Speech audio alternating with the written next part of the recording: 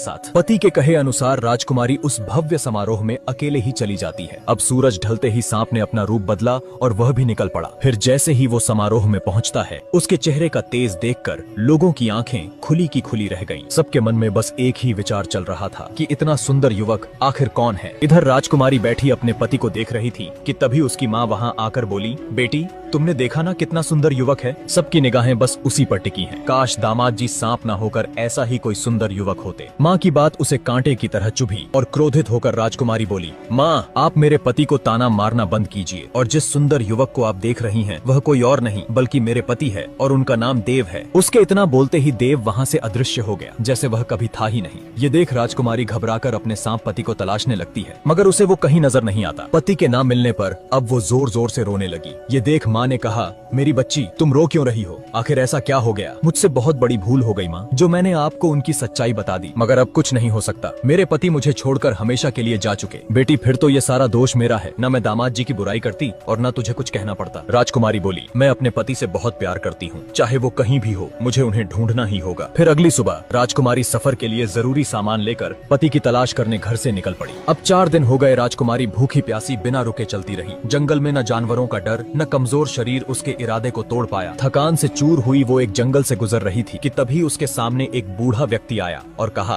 तुम्हें उत्तर दिशा में जाना चाहिए, वहाँ तुम्हें इंद्रदेव मिलेंगे। अब वही तुम्हारे पति के बारे में कुछ बता पाएंगे। राजकुमारी उत्तर दिशा की तरफ चल पड़ी और कुछ देर चलने के बाद वो इंद्र